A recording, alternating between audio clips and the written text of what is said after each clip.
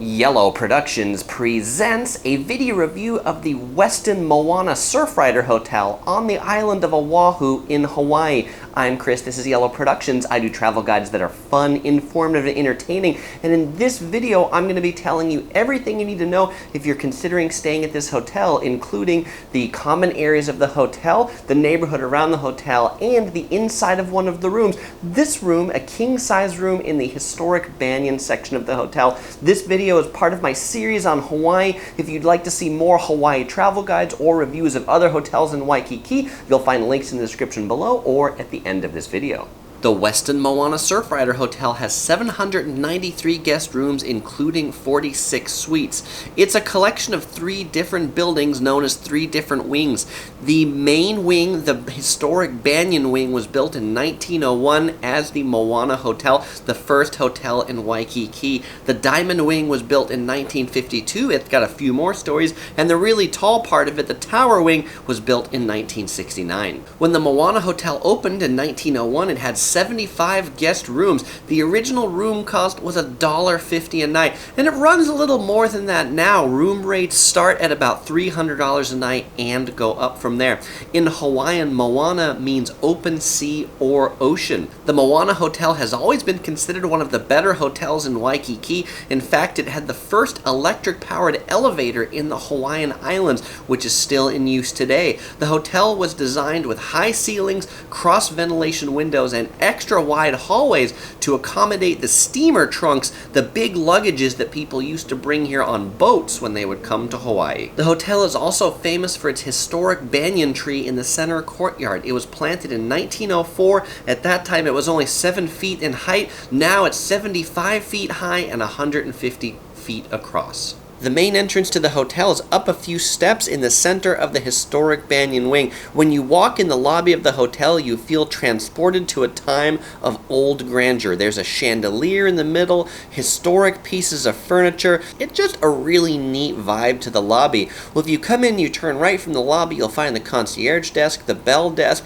a couple of Japanese tour group desks, and then finally, the check-in desk. Just outside from the lobby is the hotel's main courtyard. That's where that banyan tree was. There's the beach bar, there's a wine bar, there's a restaurant out here as well. There's a swimming pool, which has some odd hours. It closes by like 6 p.m. And frankly, I'm not sure why you'd go in that swimming pool because the ocean is just right there. And in fact, the ocean and the beach, what's great about this hotel, it fronts a sandy beach, a nice sandy beach, and there's no hotels like to the south of it. If you want a beach umbrella, the Westin has a number of beach umbrellas set up on its semi-private portion of the beach, though there is a daily cost for the use of the umbrellas.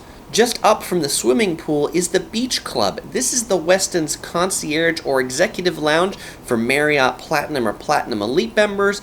They serve breakfast, midday snacks, and evening heavy hors d'oeuvres with complimentary beer and wine during the evenings. I'll talk more about the breakfast here in my review section at the end of this video. Just in from the Beach Club, inside the tower wing of the hotel, there's a few gift shops and knick-knack shops, and just outside on the street side of the hotel, one of my favorite stores, the Ramoa store. Ramoa is some of my favorite luggage. If you're looking for a convenience store, there's a Lawson Station also right out on front of the hotel. Lawson Station, it's a Japanese convenience store. There's one in the Westin because it's owned by a Japanese investor. If you're looking for an inexpensive breakfast in Waikiki terms, you can check out the Honolulu Coffee Company. A breakfast sandwich there will cost you $9. It's located just right out front of the hotel. Up on the second floor of the hotel is the hotel spa. There's jacuzzi, steam rooms, an ocean view lounge suite. There's a nail salon up here, and there's the gym, which they call like the Westin Fitness Studio or Workout Studio. It's a pretty nice gym, and it has views of the main street of Waikiki too, with big windows, so you can work out and look at all the tourists down below. In the Banyan Wing, as I mentioned before, the hallways are all extra wide. I really love the wide feel of these hallways. Feels nice and roomy. There's also a lot of little balconies in public spaces of the hotel, so if your room doesn't have a balcony, well, you can kind of admire a balcony type view at the fire exits or some of these common area balconies. Also, every floor has an ice machine. You'll find lots of people admiring the rocking chairs by the lobby, but there's another another set of chairs up on the second floor from the lobby. If you really want a quiet, cool space, come check out these chairs up here. Now that we've seen everything around the hotel, let's check out the inside of one of the rooms. This is room 414 on the 4th floor in the Historic Banyan Wing. It's a king bed room with an ocean view. I'm going to pick this up and go handheld so you can see everything in the room. What you're looking at right now, that is the front door to the room. As you come in the room, there is a little dresser with a flat panel television. We'll come back to that in a second. But then there's one large king bed over here that takes up most of the room. You'll notice that there's really not a lot of space in this room. It's a pretty small room, actually. There's a closet over here. So let's come back and take a look and see what's inside this closet. If we open this closet up, well, it's interesting how it opens. It slides open. There's a robe, some hangers, and a safe down there. Next to the closet, there's a chair. And, but the real reason to stay at this hotel is how close it is to the beach. Take a look out this window right here, and I am like nearly on the beach. This is probably 30 feet away from the ocean. I mean, it's 4 stories up, but the ocean is right there outside that window. That is amazing. And you can actually open these windows. They're double hung windows, and so they open up. And even with the windows closed, I can hear the crashing of the waves. I think that's gonna be the neatest part of the room. So back over here, there was that front door again, flat panel television again. There's the little in-room desk right here. On the desk, there's an iPad that has things like the resort map and other things about the hotel. There's a drawer here underneath the desk. Inside the drawer, that's where they've put the various Hawaii magazines. There's a thing right here that has the power plugs on it. I like that there's power right in the desk. Coffee pot on the top of the desk. My Subway cup, I did not eat at Subway, don't worry. I just had some iced tea from there. 2 complimentary bottles of water. At check-in, I got this Moana Surfrider shopping bag, which is nice because a lot of places charge for shopping bags in Hawaii now. Underneath the television, there is a little in-room refrigerator that is empty. There's nothing in it. And there's a little pot for making hot water and a couple of empty drawers under there. All right, so let's take a look at the final part of the room, which is the bathroom. And going past that window that looks outside. Okay, this is going into the bathroom right here. Nice illuminated mirror. There's a sink right here. And there's the shower. And there's the toilet. I don't know if you can tell with this video. You probably can. This bathroom is pretty small. As with everything in this room, it's small, but it's a pretty good use of space, I will say. But I think the neatest thing about the bathroom also has a window. And from this window in the bathroom, you can also look out onto the beach.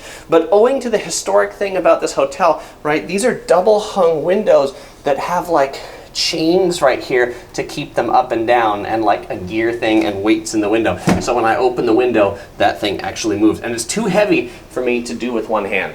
Okay, so I got the windows open, and I want to point out they don't open all the way. The main one in the main part of the room opens about this much. The one in the bathroom opens a little bit more, big enough that I can stick my camera out there so you can see the view unobstructed by the glass, but not big enough to crawl out of or really throw anything out of. Well, good morning, and do you know what time it is? It's time to do our review of the hotel, and I thought this would be a whole lot more interesting to do out here on the beach than in my room, because frankly, you've seen my room and you know what it looks like. So for those of you who watch our reviews regularly, you'll know we rate things on a scale of 1 to 5 Tophers. And this hotel, it's gonna get 2 different ratings depending upon whether you get complimentary access to the beach club or not. So if you're a Marriott Platinum or Platinum Premier and you get access to the beach club, then it's going to get 4 Tophers. And if not, then it's gonna come down a little bit to 3.5 Tophers. All right, so first we'll talk about the pros, and then we'll talk about the cons of the hotel. The pros, it's a great location here in the center of Waikiki. I mean, you really can't beat this location. It's in front of a nice sandy beach. It's got the banyan tree. It's super classic. The other pro on that classic thing, it's neat to be in this classic hotel. It really does feel something like from 1901, particularly if you are staying in that historic Banyan Wing, transported to another time. And it's kind of neat to get away from all the hotels in the rest of Waikiki, because most of them are all pretty much the same, big, tall high-rises. Another pro, my room was relatively quiet, comfortable, clean. The air conditioning worked well. But that other pro, it's the beach club. It's right in this thing right here. That's where breakfast, midday snacks, beer, wine, dinner are served if you're a Marriott Platinum or Platinum Elite. It's definitely one of the highlights of the stay. It is amazing to sit in there and have breakfast that looks out here. And it's quite a big lounge too. I was surprised. Often lounges are tiny, and so this one was quite nice. The breakfast was pretty good.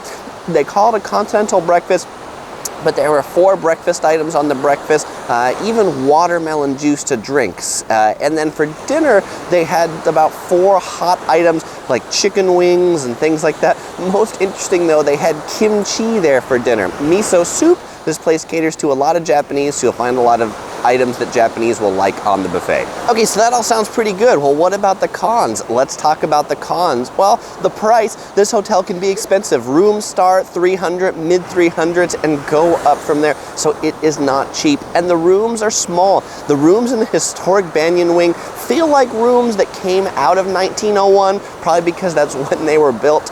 It is just fine for one person. Don't get me wrong, they're not tiny, but if there were 2 people, it would be a little bit cramped. I'm just used to a little more room in a room.